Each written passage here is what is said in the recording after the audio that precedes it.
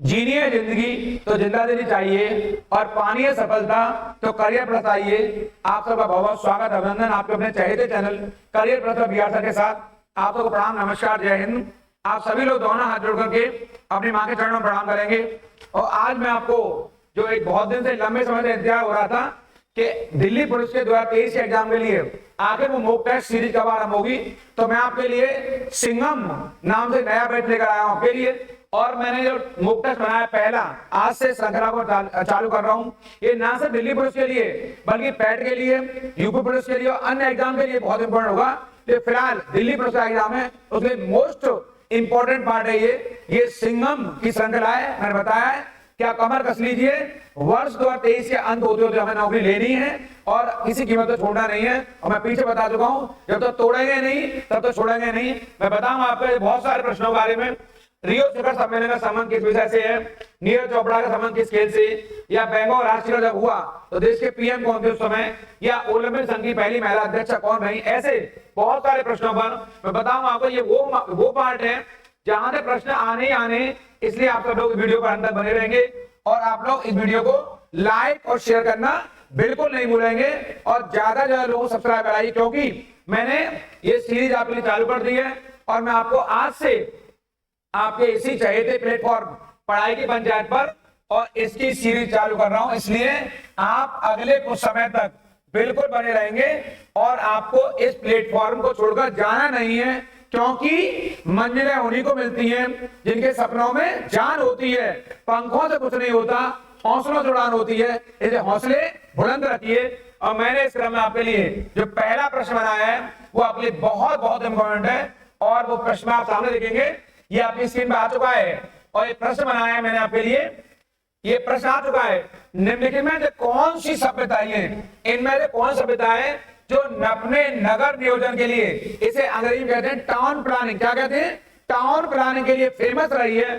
कौन सी वो सिविलाइजेशन है जिसको उसके नगर नियोजन के लिए जाना जाता है, ये बहुत बहुत इंपॉर्टेंट है। और मैं बताऊं आपको, क्या वो सिंधु घाटी सभ्यता है, क्या वो मेसोपोटामियन है, क्या वो फारस है, या वो मिस्र की सभ्यता, कौन सा इसका सही उत्तर हो सकता है।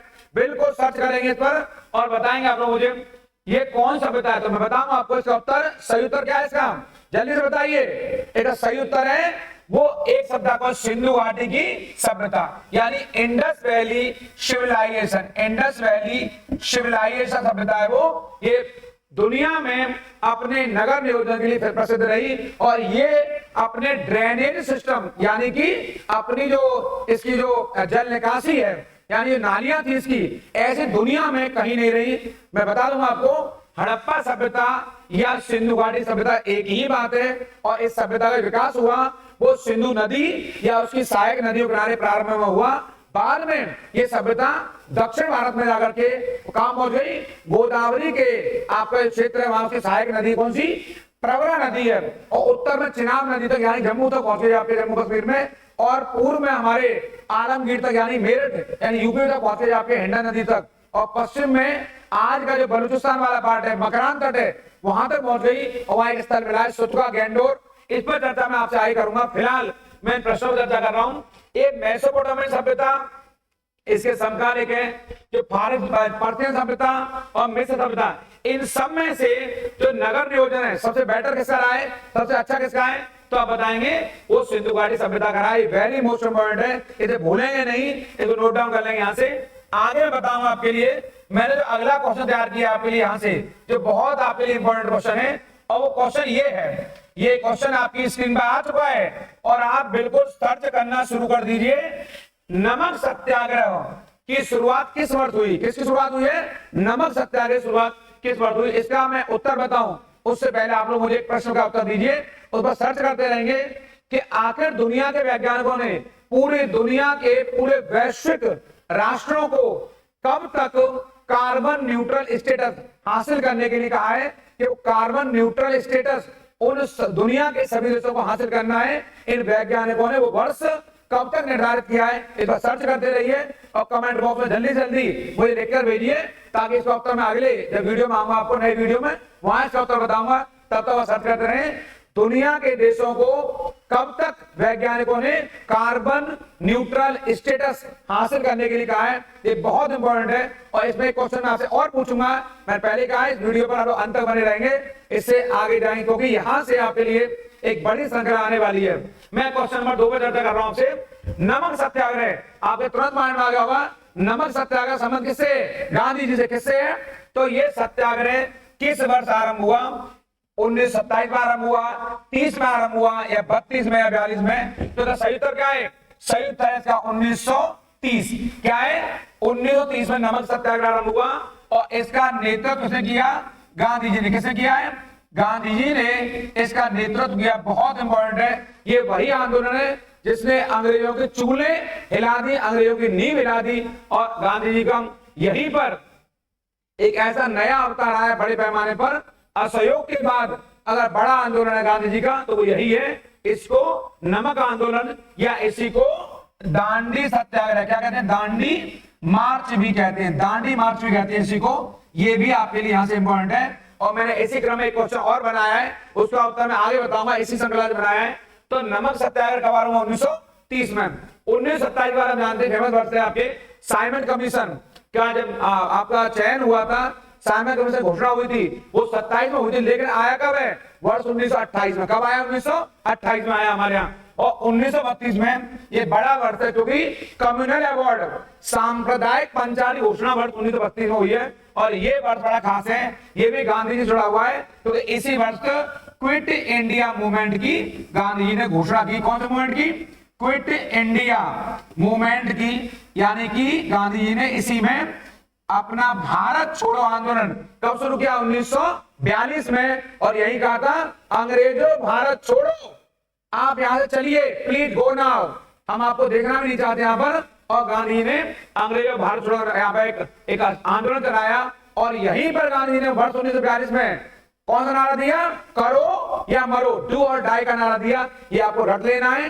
गांधी जी ने करो या मरो का नारा किस वर्ष दिया है? वर्ष 1942 में। और उस आंदोलन का नाम क्या है? क्विट इंडिया मूवमेंट, यानी अंग्रेजों भारत छोड़ो। ये मैं थोड़ा बताया यहाँ पर। कम्युनल अवार्ड 1932 में। ऐसे बहुत सारे प्रश्नों पर आपसे चर्चा करता रहूंगा। मैं फिर कह रहा हूं, इस वीडियो पर, इस प्लेटफॉर्म पर आपको ऐसे नए नए विषय मिलने वाले हैं जो आपको अन्य किसी प्लेटफॉर्म पर नहीं मिलेंगे, क्योंकि मैं सटीक और एक सही अंदाज में विश्लेषण करूंगा आपसे। क्योंकि अगर जीएस में सफल होना है तो विश्लेषण करना है, विश्लेषण नहीं करेंगे तो जीएस में सफलता आपको नहीं मिलेगी। अगर आपको आगे बढ़ना है तो जीएस को पढ़ना है, अगर आपको सफल होना है तो जीएस को पढ़ना है। जीएस जीके को इतना मजबूत कर लीजिए क्योंकि दिल्ली पुलिस के लिए 50 + 10, 50 क्वेश्चन जीएस से और 10 क्वेश्चन कंप्यूटर के, 60 क्वेश्चन अकेले आपके जीएस जीके से आ रहे हैं। बहुत इंपॉर्टेंट है। कंप्यूटर साइंस बताया मैंने आपको, कंप्यूटर में मैं अगले वीडियो लेकर आ रहा हूं के लिए। कंप्यूटर का कोई क्वेश्चन उससे बाहर नहीं आएगा क्योंकि जनरल कंप्यूटर आपसे पूछ रहा है। मैं आपसे इस क्रम में मैंने आपको तीसरा क्वेश्चन बनाया है और तीसरा क्वेश्चन आपकी स्क्रीन पर ये रहा। ये आ चुका क्वेश्चन तीसरा आपके, और क्वेश्चन ये आया है, बहुत चर्चित क्वेश्चन है। किस देश ने 18 दिसंबर 2022, तो ये क्वेश्चन, ये डेट है वो महत्वपूर्ण आपके, फ्रांस को हरा करके फीफा विश्व कप का खिताब जीत लिया। तो पहली बात है, फीफा का संबंध किससे है? फीफा का संबंध फुटबॉल से। किससे है? फीफा का संबंध फुटबॉल से। तो फीफा खिताब आखिर फ्रांस को हराकर किसने जीता है? तो सही उत्तर क्या है? सही उत्तर इसका अर्जेंटीना। क्या होता सही है इसका? अर्जेंटीना सही उत्तर है। आप जानते हैं लियोनेल मेसी अर्जेंटीना कप्तान रहे थे। कौन? Lionel Messi. उनके नेतृत्व में ये फीफा वर्ल्ड कप वर्ष 2022 का किसने जीता है? अर्जेंटीना ने जीता है। किसको हरा करके? फ्रांस को हरा करके। ये बहुत इंपॉर्टेंट है, बल्कि मैं कहूंगा वेरी मोस्ट इंपॉर्टेंट है। यहां से आगे मैं बताऊंगा आप लोगों को। यहां से जो आपके काम का क्वेश्चन है आपका, यहां पर ये आपकी स्क्रीन में चौथा क्वेश्चन है जो मैंने डाल दिया यहां पर, और आपके मस्तिष्क में इससे जुड़े हुए मामले आ चुके होंगे। और ये क्वेश्चन है, पिछले दिनों जम्मू कश्मीर किस महिला ने मिसेज वर्ल्ड 2022 का खिताब जीता है? ये क्वेश्चन है। मिसेज वर्ल्ड, ये जो मिसेज वर्ल्ड है, ये खिताब किसने जीता है? और ये जान लेंगे आप लोग, ये खिताब जीता है आपके, क्या कैरोलिन जूलियन जीता है, या साइलेंट फोर्ड ने जीता है, या गायत्री महाजन ने, या सरगम कौशल ने, इसका सही उत्तर है सरगम कौशल ने। ये बहुत बड़ी बात है क्योंकि जम्मू कश्मीर से धारा 370 के हटने के बाद जो खुशहाली और जो शांति की स्थापना हुई है उसका ये परिचायक है कि ऐसी प्रतियोगिता होने लगी है आपके, और जम्मू कश्मीर में शांति बहाली हुई है। उसके चलते भारत को भी स्थिरता कहीं ना कहीं जो अभी अव्यवस्था जैसी स्थिति थी और जम्मू कश्मीर के लोगों में जो विश्वास पैदा हुआ हाल के दिनों में वो बहुत इंपॉर्टेंट है, और जो अन्य भारतीय राज्य थे उनके अंदर जो विश्वास पैदा हुआ बहुत इंपॉर्टेंट है। इसका उत्तर है सरगम कौशल। क्या उत्तर है? सरगम कौशल, जिसने कश्मीर की महिला ने मिसेज वर्ल्ड का ये 2022 का खिताब जीता है। इसको मैं आपको इस क्रम में अगला 5वां क्वेश्चन बताऊंगा जो आपके लिए बड़ा इंपॉर्टेंट है, और वो 5वां क्वेश्चन आपकी स्क्रीन पर आ चुका है। ये बड़ा महत्वपूर्ण क्वेश्चन है। इस क्वेश्चन का महत्व इसलिए है, गौतम बुद्ध ने महापरिनिर्वाण कहां पर लिया था? ये रहा बुद्ध का महापरिनिर्वाण। इसको हम लोग मृत्यु के तौर पर देखते हैं क्योंकि मृत्यु सामान्य लोगों की होती है। ये महात्मा बुद्ध है, इनका महापरिनिर्वाण कहां पर हुआ? क्या वो पटना में हुआ, क्या कुशीनगर में हुआ, क्या वाराणसी में हुआ, क्या सारनाथ में हुआ? तो बुद्ध का महापरिनिर्वाण कहां हुआ? तो महापरिनिर्वाण कहां पर हुआ? कुशीनगर में। वो कहां पर हुआ? कुशीनगर में आपका महापरिनिर्वाण हुआ, जो वेरी मोस्ट इंपॉर्टेंट है। और ये 80 वर्ष की उम्र में, कितने वर्ष की उम्र में? 80 वर्ष की उम्र में आपका महापरिनिर्वाण हुआ। कहां पर? कुशीनगर में। और आपको जानना चाहिए इन्होंने अपना पहला उपदेश वाराणसी में ही दिया। कहां दिया? वाराणसी में अपना पहला उपदेश दिया। और आपको याद आ गया होगा वो वाराणसी कौन सा स्थान है? वो स्थान है सारनाथ। कौन सा स्थान है? वो सारनाथ स्थान है। ये भोले बाबा की नगरी है, ये भोले भंडारे की नगरी है। ये बहुत इंपॉर्टेंट है। सारनाथ में उत्तर प्रदेश के यानी वाराणसी में महात्मा बुद्ध ने अपना पहला उपदेश दिया। इसको बहुत महत्वपूर्ण माना जाता है। और इस घटना को क्या कहते हैं बौद्ध धर्म में? इसको कहा जाता है धर्म चक्र प्रवर्तन। क्या कहा जाता है? धर्म चक्र प्रवर्तन, जो बुद्ध ने अपना पहला उपदेश दिया है। और इस क्रम में मैं आपको ये सारनाथ में लिखा हुआ है, यहाँ पर नीचे सारनाथ में लिखा हुआ है, वाराणसी लिखा हुआ है, मैंने दोनों लिख दिया यहाँ से। और पटना यहाँ पर आप जानते हैं महानगर है बहुत बड़ा। और मगध की पाटलिपुत्र राजधानी रही बहुत लंबे समय तक, उसके बारे में आगे चर्चा आपसे करूंगा यहाँ पर। तो इसका उत्तर सही क्या है? कुशीनगर में। बुद्ध की मृत्यु कहां पर हुई है? बुद्ध की गौतम बुद्ध ने महापरिनिर्वाण कहां पर? तो कहां महापरिनिर्वाण हुआ उनका? कुशीनगर में। कहां पर हुआ है? कुशीनगर में। ये यूपी में पड़ता है आपके, इंपॉर्टेंट है यहाँ से। इस क्रम में मैंने आपके लिए 6वां क्वेश्चन तैयार किया है।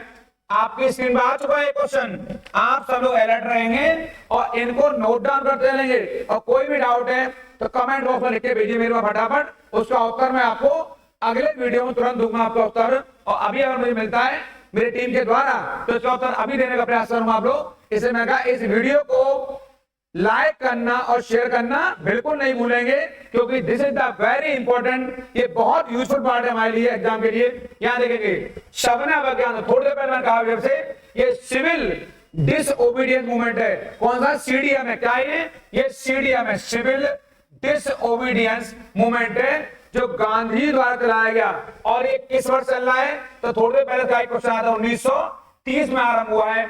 और ये गांधी ने आरंभ किया। इसी को मैंने कहा इसे दांडी मार्च भी कहते हैं। क्या कहते हैं इसको? इसे दांडी मार्च भी कहते हैं। इसी को नमक आंदोलन भी कहते हैं, मैंने बता दिया आपको। और गांधी ने जो नमक आंदोलन की यात्रा है वो कहां से आरंभ की है? वो यात्रा साबरमती से, यहां पर साबरमती से, ये रहा साबरमती आश्रम से कहां के लिए? दांडी के लिए। कहां के लिए? दांडी के लिए। बहुत बहुत इंपॉर्टेंट है। ये गुजरात के नवसारी जिले में। कौन जिले में?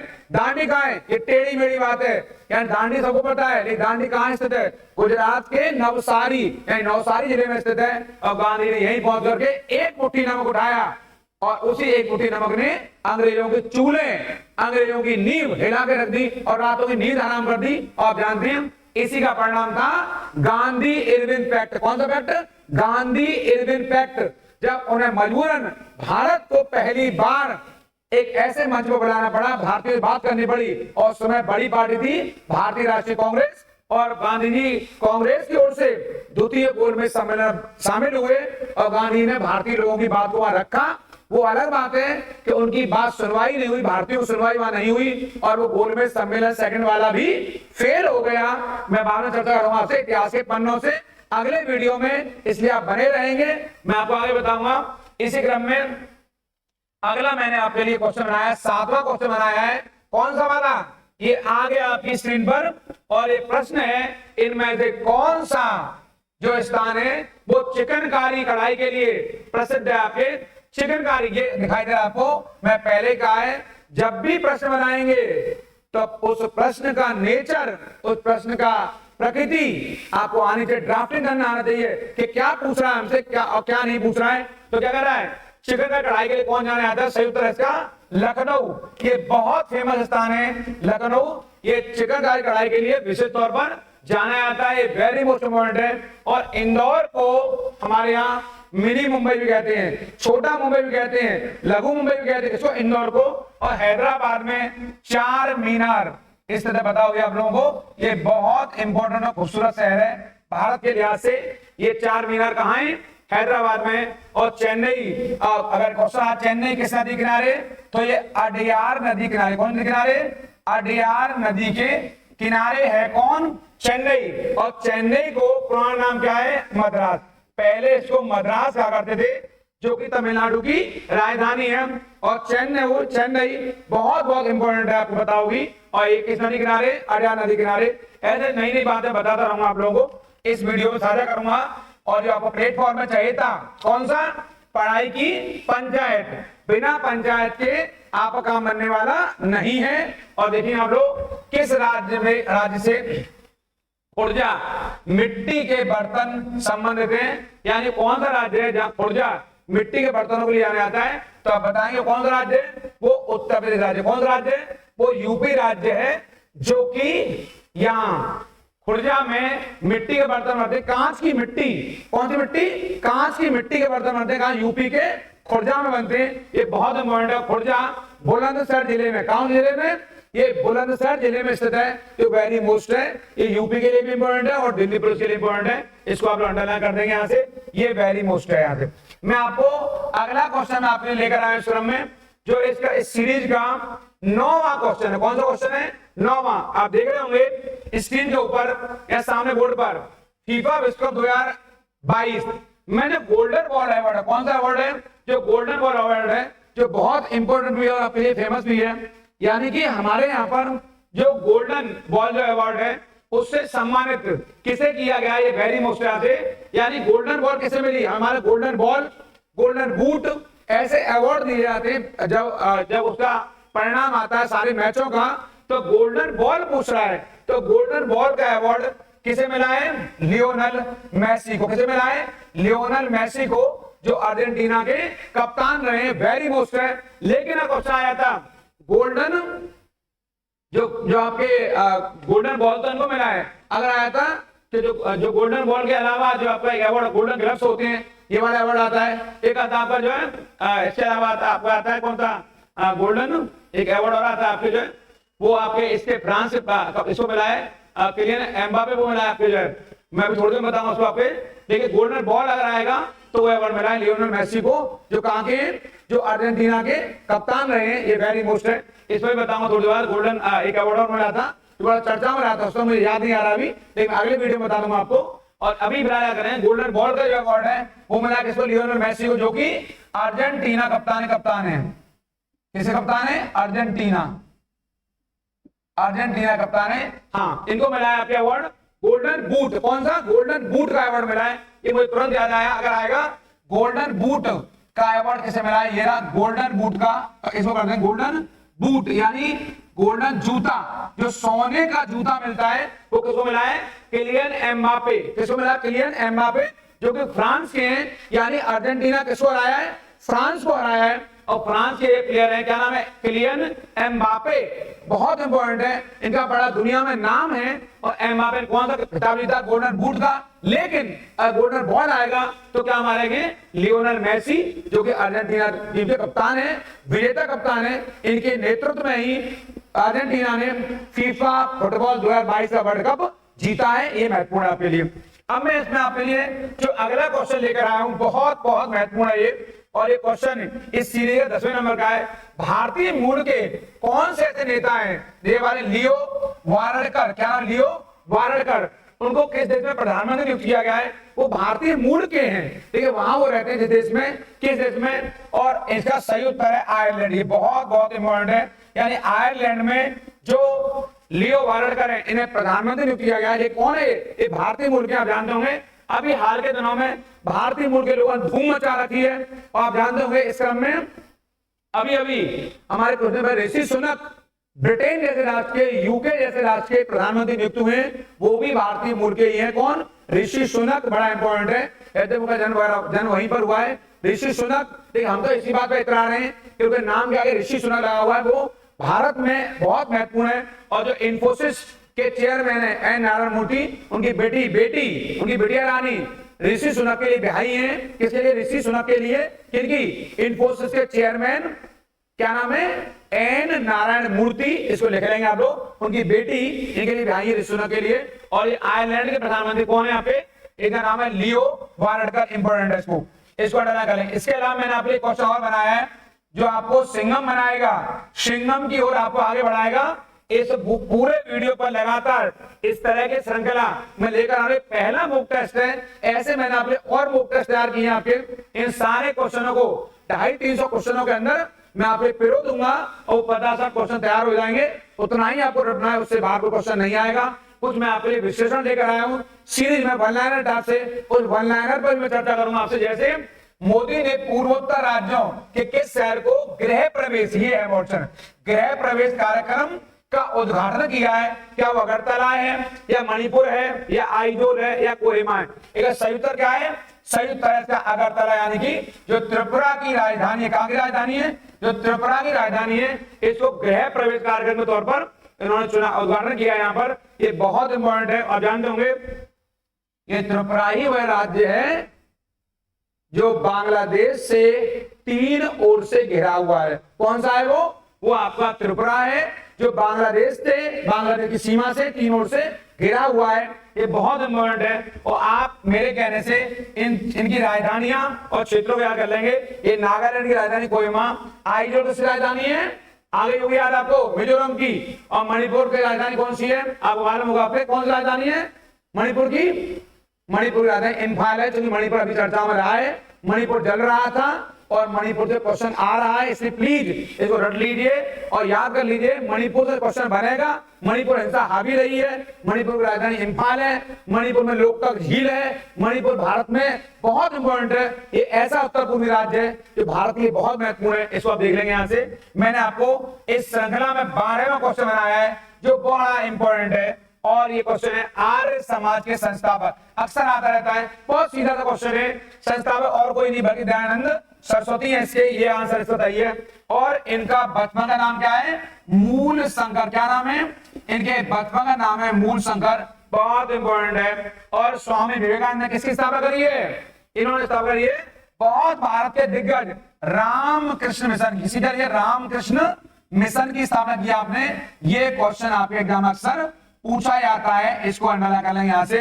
अगर आर्य समाज बनी और अगर इन्होंने बनाया दयानंद सरस्वती ने, तो कब बनाया है? 1875, 1875 में आर्य समाज की स्थापना हो रही है। इसको थोड़ा सा आप लोग नोट डाउन कर लेंगे यहाँ से, क्योंकि कई बार आपके एग्जाम में ईयर भी पूछ लेता है यहाँ से। और बाकी रविन्द्रनाथ टैगोर प्रधानमंत्री आप लोग, इन्होंने जनगण मन लिखा, भारत के दिग्गज। और बाल गंगाधर तिलक कौन सा नारा दिया है फेमस? स्वराज मेरा जन्मसिद्ध अधिकार है और मैं इसे लेकर रहूंगा, ये आपका नारा है। इस क्रम में मैंने आपके 13वां एक क्वेश्चन तैयार किया आपके, माई कंट्री माई लाइफ। ये दिख रहा होगा आपको, माई कंट्री माई लाइफ पुस्तक किस पर लिखी गई है? सही उत्तर है इसका लाल कृष्ण आडवाणी। कौन सा सही है? आडवाणी जी ने बीजेपी के संस्थापक सदस्य अटल बिहारी वाजपेयी जी के साथ आपने मिलकर के वर्ष 1980 में भारतीय जनता पार्टी की स्थापना की। आप उस पार्टी के संस्थापक सदस्य हैं। आप गृह मंत्री जैसे और उप प्रधानमंत्री जैसे पद पर है। और आपने वर्ष 2002 से यहां से वर्ष 2002 से और वर्ष 2004 तक, यहां तक, ये 4 तक आपने गृह मंत्री के तौर पर प्लस आप देश के उप प्रधानमंत्री रहे। वर्ष 2004 के बाद देश में कोई व्यक्ति उप प्रधानमंत्री नहीं बनाए, डिप्टी पीएम नहीं बनाए। इस लिहाज से मैं आज चर्चा कर रहा हूं आपसे, 8 तारीख अगर आज आपके जन्माष्टमी है, अगर आपके तो जब मैं आपसे मिलूंगा, आपके अगले दिन आपको मुलाकात मेरी होगी आपसे, तो आप जान जाएंगे इससे पहले डिप्टी पीएम कोई हमारे यहाँ, इसके बाद कोई और नहीं हुआ। यहाँ 4 से लेकर अब तक करीब इन बातों को 19-20 वर्ष होने जा रहे हैं, अब तक कोई नहीं बना हमारे यहाँ पर। तो लास्ट टाइम कौन बने? लाल कृष्ण आडवाणी। कौन बने? लाल कृष्ण आडवाणी 2002 से लेकर 4 तक। अब पुस्तक का नाम क्या है? My country my life. ये काफी विवादों में रही थी, चर्चाओं में रही थी, इसलिए इंपॉर्टेंट है और ये बड़ी इंपॉर्टेंट है। इस क्रम में मैं आपको बताऊंगा अगली पुस्तक ऐसी है ही, और ये आपकी स्क्रीन में आ चुकी है और आप तुरंत सर्च करना चालू कर देंगे। चेजिंग इंडिया पुस्तक के लेखक कौन है? ये चेजिंग इंडिया पुस्तक के लेखक कौन है, इसको आप सही कर लें। कौन चेजिंग इंडिया का जो आपका लेखक है? तो इसका सही उत्तर क्या है? इसका सही उत्तर है चेजिंग इंडिया मनमोहन सिंह। इसका सही उत्तर है आपके डॉक्टर मनमोहन सिंह। ये वही हैं जिन्होंने भारत में नए आर्थिक सुधारों की स्थापना में बड़ा अमूल्य योगदान दिया है। और आप वर्ष 2000 यहां से 4 से लेकर के वर्ष 2014 तक यहां तक देश के प्रधानमंत्री भी रहे, और वर्ष 1991 से यहां से और वर्ष 1996 तक आप देश के वित्त मंत्री रहे। क्या रहे? आप देश के वित्त मंत्री रहे। यहां तक ये भी आपके लिए एक्शन नॉलेज है, यानी डॉक्टर मनमोहन सिंह वित्त मंत्री भी रहे और कई बड़े बड़े मंत्रालय संभाले आपने। और आप 2004 से लेकर 2014 तक देश के 2 बार 4 से लेकर 9 तक और 9 से लेकर 14 तक आपने देश का नेतृत्व किया और आप बहुत महत्वपूर्ण थे। आप देश के क्रम में 14वें प्रधानमंत्री माने जाते हैं। और वर्तमान में 15वें प्रधानमंत्री कौन है देश के? नरेंद्र मोदी जी, वो 15वें प्रधानमंत्री हैं और आप देश के क्रम में 14वें प्रधानमंत्री माने जाते हैं। ये बड़ा महत्वपूर्ण है आपके लिए। अब मैं बताऊं आपके लिए जो अगला मैंने आपके लिए 15वां क्वेश्चन तैयार किया आपके इस सीरीज का, बड़ा इंपॉर्टेंट है और इसको देख के आपको अच्छा लगेगा। ये ज्योग्राफी क्वेश्चन का क्वेश्चन है, ये ज्योग्राफी क्वेश्चन है। ये आपकी स्क्रीन पर आ चुका है, आप देखेंगे। पृथ्वी की ठोस परपटी यानी ऊपरी ठोस परत, इसको क्या बोलते हैं? क्रस्ट। क्या बोलते हैं? ऐसे बोलते हैं क्रस्ट। क्या बोलते हैं? पृथ्वी की 3 क्रस्ट होता है, ऊपरी भाग, बीच में मेंटल होता है और निचले इसको कहते हैं कोर। मैं कहता हूं इसको हमेशा ऐसे कहता हूं शॉर्ट में CMC, क्रस्ट मेंटल कोर। ऊपरी परत क्या कहती है? क्रस्ट। बीच में कौन सी है? मेंटल। और नीचे कौन सा? कोर है, उसे कोर भी कहते हैं। इस पर चर्चा मैं आपसे आगे ज्योग्राफी के पन्नों से करूंगा। यानी ऊपरी परत क्या कहते हैं? क्रस्ट। तो वो कह रहा है किस क्या कहलाती है? तो सही उत्तर क्या है इसका? लिथोस्फीयर। क्या उत्तर है सही उत्तर? लिथोस्फीयर। स्थल मंडल यानी कि ऊपरी परत को क्या कहते हैं? लिथोस्फीयर कहते हैं। ये बहुत इंपॉर्टेंट है। बाकी भूगोल के पन्नों से, ज्योग्राफी पन्नों से जब मैं चर्चा करूंगा आपसे तो ये क्वेश्चन वहां आएगा। बड़ा इंपॉर्टेंट है और आपके लिए बहुत खास है।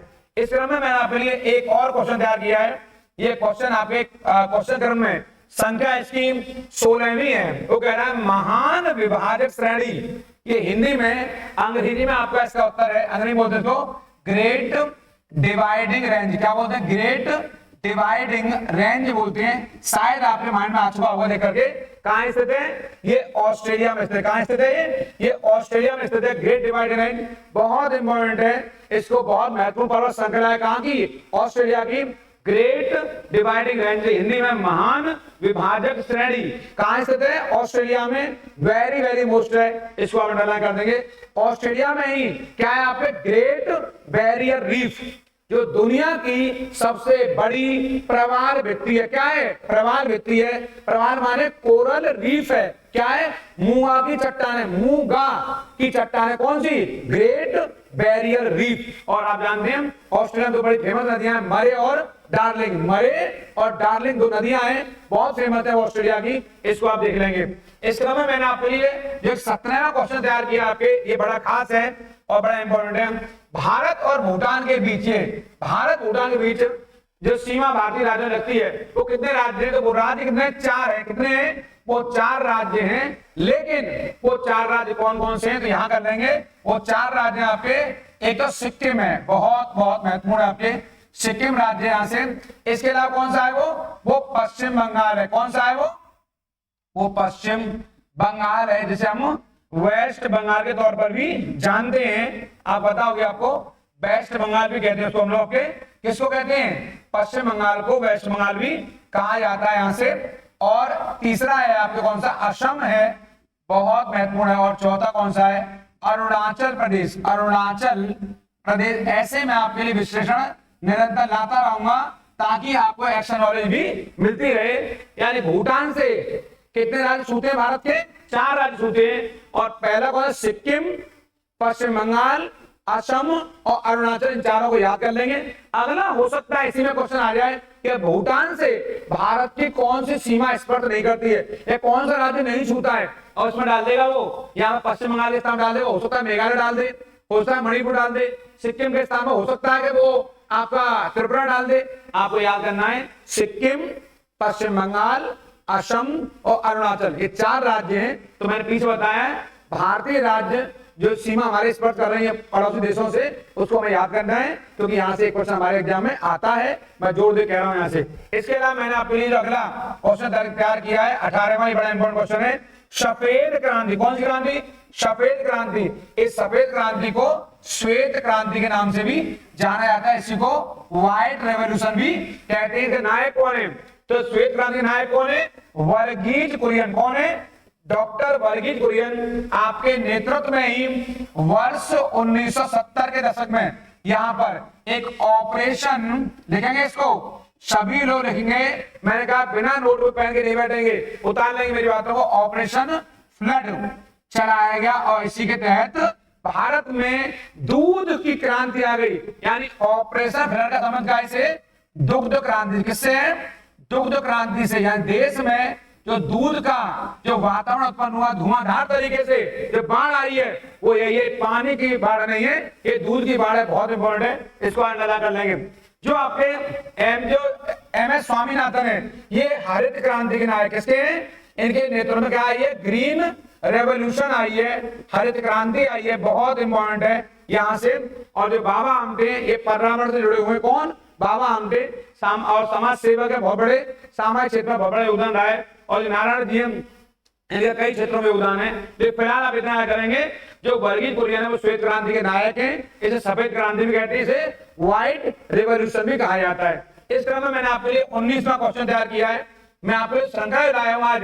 ये बड़ा महत्वपूर्ण है, और चूंकि आज बड़ा दिन खास है, इसलिए आज मैंने कहा जन्माष्टमी का दिन है, हमारे लाला का दिन है, आज कृष्ण कन्हैया का दिन है, बड़ा दिन है। और इससे बड़ा दिन हमारे लिए हिंदुस्तान में, क्या पूरी दुनिया में नहीं हो सकता। मैंने पहले कहा था आज जन्माष्टमी है और सबको शुभकामनाएं दी हैं, और नहीं दी तो अब दे रहा हूं। जन्माष्टमी बहुत शुभकामनाएं सब लोगों को। और ऐसे कृष्ण लाला का नाम लेकर के, कन्हैया का नाम लेकर, बिहारी जी का नाम लेकर के आप आज से ही शुरुआत कर दीजिए, आपको सफलता मिल रही है। इससे बाहर को जाएगा नहीं। ऐसे क्वेश्चन मैं लगातार आपको देता रहूंगा, लेकिन इस चैनल को, इस प्लेटफॉर्म को लाइक और शेयर करना बिल्कुल नहीं भूलेंगे, क्योंकि ये बहुत बड़ी बात है जो मैं आपको इस प्लेटफॉर्म में लेकर आया हूं। ऐसी नई नई बातें मैं आपको लाता रहूंगा। और मैं आपसे भी एक क्वेश्चन अंत में और पूछने वाला हूं, इसलिए कहा था अंत तक वीडियो बने रहेंगे, जाएंगे नहीं। मैं आपसे अंत में बहुत महत्वपूर्ण प्रश्न पूछूंगा, उसका उत्तर आप बताएंगे मुझे अपने कमेंट के माध्यम से वहां पर। संविधान सभा ने किस वर्ष अपना कामकाज आरंभ किया? कामकाज किसने?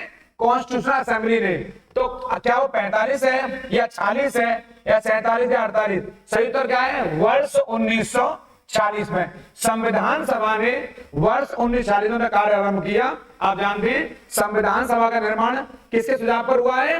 कैबिनेट मिशन के सुझाव पर, कैबिनेट मिशन की सिफारिश पर हुआ है। और पहली बैठक संविधान सभा की 9 दिसंबर 1940 को हुई है। कहां पर? आपके दिल्ली में। कहां पर हुई है?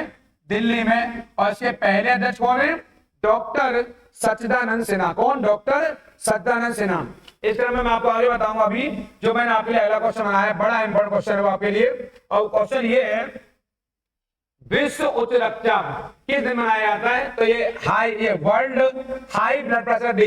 ये वाला उच्च रक्तचाप, ये ब्लड प्रेशर की बात हो रही है, ये 17 मई को मनाया जाता है। तो दिनों को आपको याद करना पड़ेगा। मैं एक अगले वीडियो में आपके लिए दिनों को एक ही जगह करा दूंगा, वो सारे इंपॉर्टेंट देख लेंगे आप लोग वहां से। इसके अलावा मैं आपको आगे बताऊंगा, इसमें जो मैंने अगला क्वेश्चन बनाया आपके लिए वो भी बड़ा इंपॉर्टेंट है, बड़ा खास है। और क्वेश्चन नंबर ये है आपके लिए, भारत का कौन सा राज्य है जो स्वयं का क्लाइमेट चेंज मिशन? ये बहुत महत्वपूर्ण है। इस क्वेश्चन को आप लोग वेरी मोस्ट इंपॉर्टेंट कर लेंगे। ये रहा, मैं लिख दिया यहाँ पर, ये वेरी मोस्ट इंपॉर्टेंट क्वेश्चन आपके लिए।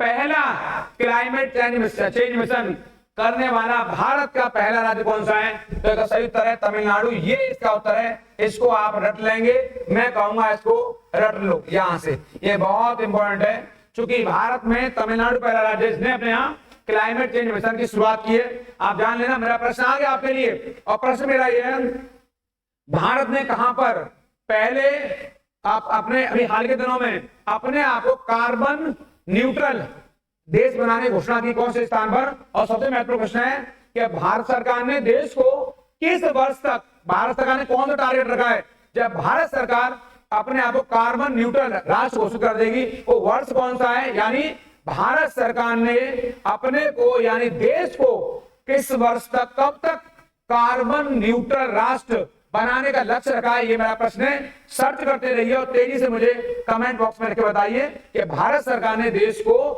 किस वर्ष तक यानी कब तक कार्बन न्यूट्रल राष्ट्र बनाने को निर्णय लिया है, घोषित कर दिया है? इसका उत्तर बताइए। और इस क्रम में क्लाइमेट चेंज करने वाला भारत का पहला राज्य कौन सा? पहला राज्य कौन सा है? तमिलनाडु है। ये हमारे लिए बहुत इंपॉर्टेंट है क्योंकि ईडीएस वाले भारत से क्वेश्चन आने वाला है। इस क्रम में मैं आपको अगला जो प्रश्न बताने वाला हूं आपको, बड़ा इंपॉर्टेंट, वो भी ये रहा, किस खिलाड़ी को नवंबर 2000 में, ये रहा नवंबर 2022 में यहाँ पर आईसीसी मेंस पुरुषों में ये प्लेयर ऑफ द ये मंथ पुरस्कार सम्मानित किया गया आपके। तो वो और कोई नहीं भाई, कौन है वो?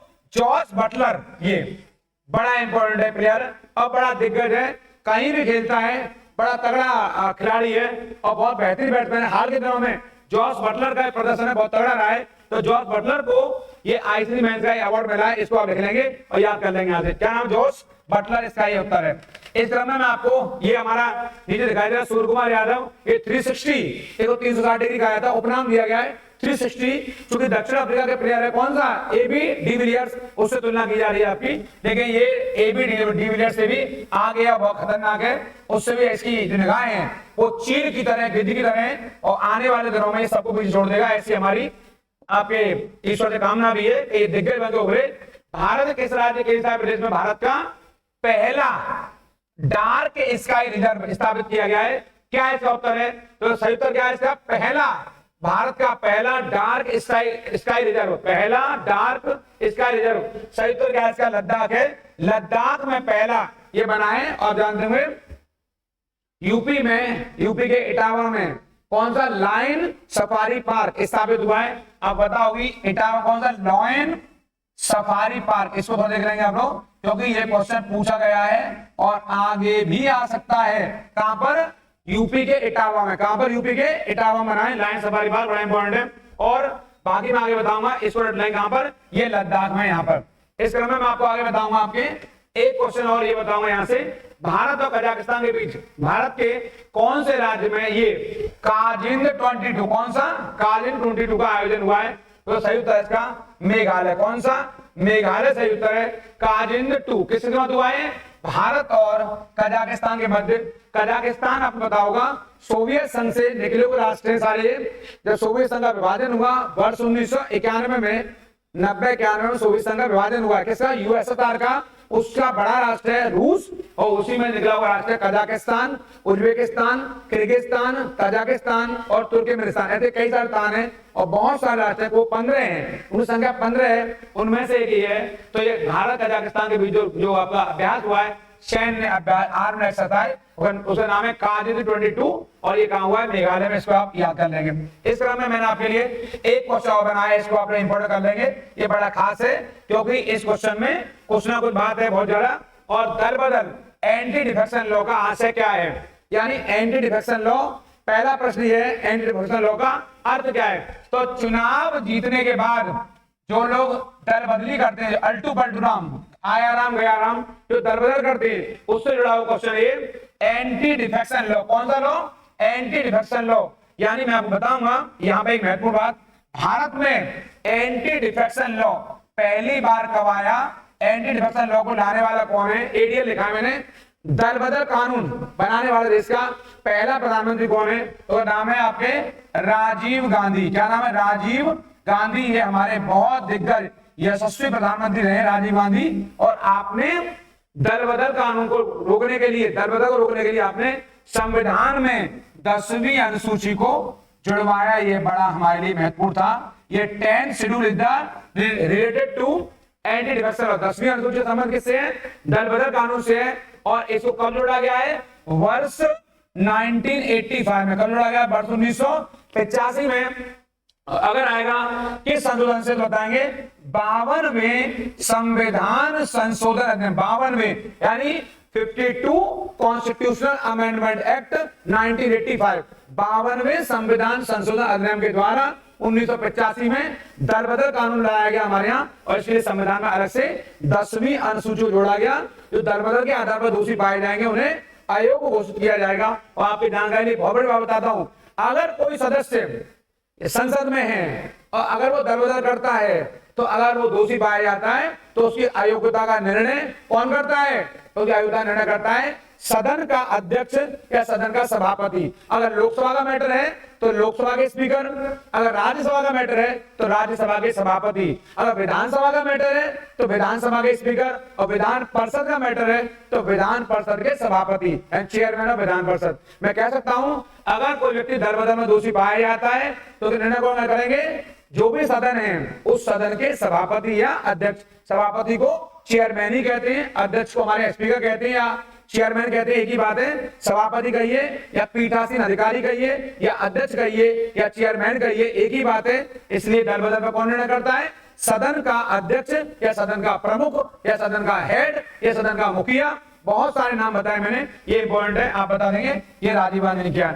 इन्हीं जो मैंने पढ़ाया आपको इसको रट लेंगे। फिर कहूंगा इस वीडियो को शेयर और लाइक करना बिल्कुल नहीं भूलेंगे, और सब्सक्राइब कराएंगे, ज्यादा से ज्यादा लोगों को खुद करेंगे और लोगों को करवाएंगे। आपको ऐसा ही वीडियो मॉक टेस्ट 2 मैं अगला बहुत जल्दी लेकर आ रहा हूं पे, इसे सब लोग इस प्लेटफॉर्म बने लेंगे। मैं आपके लिए यूपी पुलिस के लिए और पैट के लिए एक स्पेशल सीरीज और ला रहा हूं। ये सुधारे क्वेश्चन पैट के लिए महत्वपूर्ण, दिल्ली पुलिस के लिए बड़े खास हैं, सिंघम बनना है तो हटना नहीं है आपको जो। इसलिए मैंने पहले कहा है जब तक हम इसको पा नहीं लेंगे तब तक हटने वाले नहीं है, और अभी नहीं तो कभी नहीं। आज के इस वीडियो में इतना ही। आपके कल्याण की कामना करते हुए इस पंचायत में आज मैं इतनी बात करूंगा। तब तक खुश रहिए और इस चैनल पर लगातार बने रहिए, खुद बने रहिए, लोगों को बनवाइए, लोगों को जोड़िए इससे, क्योंकि यही वो प्लेटफॉर्म है जो आपको शिखर तक पहुंचाएगा। और फिर मैं कल एक नई वीडियो के साथ आपसे फिर मिलूंगा। तब तक आप उनका ख्याल जरूर रखिए जो आपका ख्याल रखते हैं। आप सब लोगों को प्रणाम, नमस्कार और जन्माष्टमी बहुत बहुत शुभकामनाएं। ईश्वर आपको सफल बनाए और आप नई नई बुलंदियों छुए, नई नई ऊंचाइयों छुए। इसीलिए आपके बधाइयों के साथ कल फिर मिलूंगा नई वीडियो में। प्रणाम, पुनः प्रणाम कर रहा हूं आपसे।